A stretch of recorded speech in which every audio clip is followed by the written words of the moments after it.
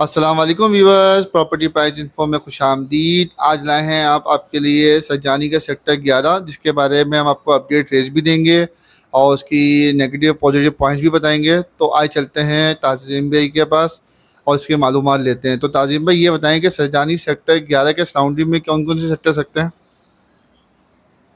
जैन भाई अगर इसके सराउंडिंग की बात करें तो इसके एक तरफ को सेक्टर 6 आ जाता है, सामने से 10 आता है और इसके बाद जो है सेक्टर 12 आ जाता है और एक तरफ को इसके पहाड़ी आ जाती है बैक साइड के ऊपर। और इसको जो है वो मेन आपको 90 मीटर रोड लगता है और दो साइडों के ऊपर इसको जो है वो 61 मीटर के रोड लगते हैं। ताज़ीम भाई अपने व्यूअर्स को ये भी बताएं कि सेक्टर 11 जो सज्जानी सेक्टर 11 है, इसके अंदर सब सेक्टर्स कितने हैं। जैन भाई अगर हम इसके सब सेक्टर की बात करें तो इसके अंदर 4 सब सेक्टर हैं, ए बी सी और डी। और इसके अंदर से जो ए और बी जो है वो आबाद है, डी और सी गैर आबाद है। अभी सिर्फ प्लेन आपका खाली मैदान है वहाँ पे। सज्जानी सेक्टर 11 में अगर जाना हो तो उसका रूट क्या बनेगा। जैन भी सेक्टर 11 सरजानी के ऊपर जाने के लिए आपको नागन वाला जो रोड है, सकेसन वाला, हैदरी वाला जो रोड है, वही टूवर्ड्स आप आ गए हैं न्यू कराची, फोर के चौरंगी के बाद आपका सरजानी स्टार्ट हो जाता है, वही नागन वाला जो रोड है। इसी रोड के ऊपर आप चलेंगे तो आपको सीधे हाथ के ऊपर 4A के अंदर आपको सरजानी का केडीए मिल जाएगा। इसको आप क्रॉस करेंगे, आगे बढ़ेंगे, लेफ्ट हैंड के ऊपर आपको पावर हाउस मिलेगा।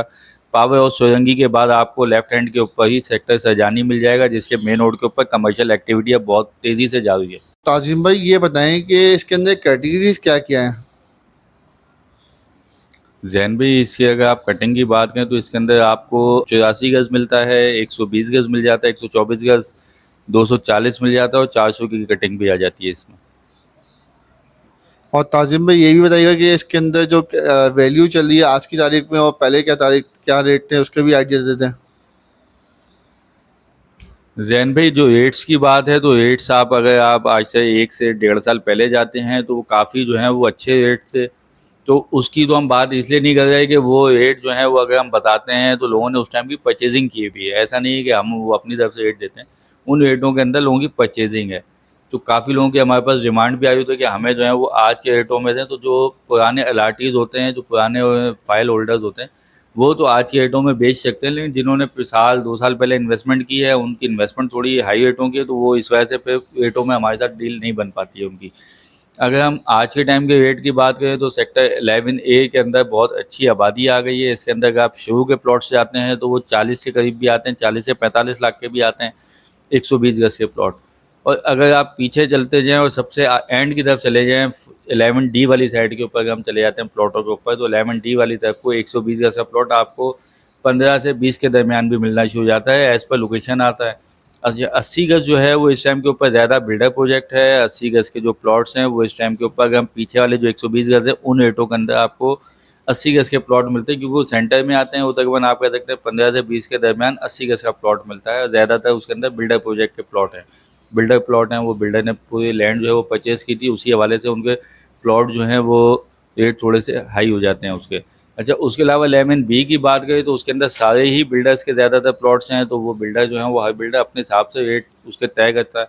तो वहाँ पे अगर आप जाते हैं तो 84 गज का प्लॉट आपको कम से कम भी 10 लाख से स्टार्ट होता है और फिर वो बिल्डर के हिसाब से वो एज़ पर लोकेशन के वो कहाँ जाके क्लोज करता है। मेरे हिसाब से मैक्सिमम उसके 18 तक जो है वो आपको 84 गज के मिल जाने चाहिए वहाँ पे प्लॉट्स। 120 गज के जो प्लॉट हैं वो वहाँ पे आपको तकरीबन आप कह सकते हैं कि 15 से लेके तो 22 के दरमियान रेट आते हैं वहाँ पे। मेन रोड के अलावा मेन जो 25 मीटर के रोड हैं उनके रेट एक अलग आ जाते हैं, तो उसके पे वो एज़ पर डिमांड होते हैं। अच्छा, 11C और 11D बिल्कुल खाली मैदान है, वहाँ पे अभी कोई आपकी जो है वो इंफ्रास्ट्रक्चर नहीं है, इस वजह से वहाँ के जो रेट होते हैं वो बहुत ज़्यादा डाउन है। वहाँ पे अगर आप 120 भी देखने जाते हैं तो आप कह सकते हैं 8 से 10 लाख के अंदर 120 गज के प्लॉट मिलना शुरू हो जाते हैं, क्योंकि अभी वहाँ पे कोई इंफ्रास्ट्रक्चर ही नहीं है। इन्वेस्टमेंट के लिए अच्छा है, वहाँ इन्वेस्टमेंट करें, अभी कब्जे की कोई ऐसा करीब में कुछ आसार भी नहीं है और होने की उम्मीद भी नहीं है। तो आप C और D के अंदर अगर लॉन्ग टर्म में जाना चाहें तो वहाँ इन्वेस्टमेंट कर सकते हैं, रिहाइश के लिए वो जगह नहीं है। ताजिम भाई ये बताएं कि इसके अंदर मेन डॉक्यूमेंट्स कौन कौन से होते हैं जिसको देखना चाहिए परचेज करते हुए प्लॉट को। जैन भाई क्योंकि ये KDA की स्कीम थी तो इसके अंदर आपको 4 चालान देखने होते हैं। उसके बाद आपको जो है वो आपको अलॉटमेंट मिल जाता है, इसका एक्नॉलेजमेंट ऑफ पोजेशन मिलता है, पोजेशन लेटर मिलता है, इसके अंदर आपको साइट प्लान निकल आता है। अगर आपकी कंप्लीट फाइल है तो आपको साइट प्लान वगैरह सब चीज़ें मिल जाती हैं। फुल पेमेंट जो होता है उसके अंदर से फुल पेमेंट होती है फाइल की, उसके ऊपर आपको जो है वो साइट प्लान वगैरह नहीं निकलता है। अगर आप कंप्लीट पे चले जाते हैं तो फिर आपको साइट प्लान और सब चीज़ें मिल जाती हैं, आपके नाम पे ट्रांसफ़र हो जाती है वो फाइल। तो ताजिम में अगर हम वेरिफिकेशन के लिए जाते हैं या ट्रांसफर के लिए जाते हैं तो उसका ऑफिस कहाँ पर है, हेड ऑफिस कहाँ पर है इसका? गवर्नमेंट की जो स्कीम होती है इनके हेड ऑफिसेज नहीं होते हैं, इनके मेन केडीए से डील होती है। पहले किसी टाइम के ऊपर सरजानी की जो डील थी वो सिविक सेंटर से होती थी, तो फिर वो सिविक सेंटर के अंदर क्योंकि काफ़ी लोड आ गया था तो इनके लिए पे स्पेशली हमने गवर्नमेंट ऑफ सिंध ने जो है वो सरजानी के अंदर ही केडीए बना दिया है इनके लिए। लीज प्लॉट लेते हैं तो उसके लिए आपको डीसी ऑफिस, सकेसन वाले डीसी ऑफिस में आना होता है। अगर आपको ट्रांसफ़र प्लॉट है आपका तो आपको सरजानी 4A के अंदर जो इनका ऑफिस है अपन केडीए का, वहीं पे इनकी आप जो है वो सारी ट्रांजैक्शन सब कर सकते हैं, फिजिकल पोजेशन ले सकते हैं, साइट प्लान सब वो वहाँ से मिलता है, आपको सिविक सेंटर आने की ज़रूरत नहीं है।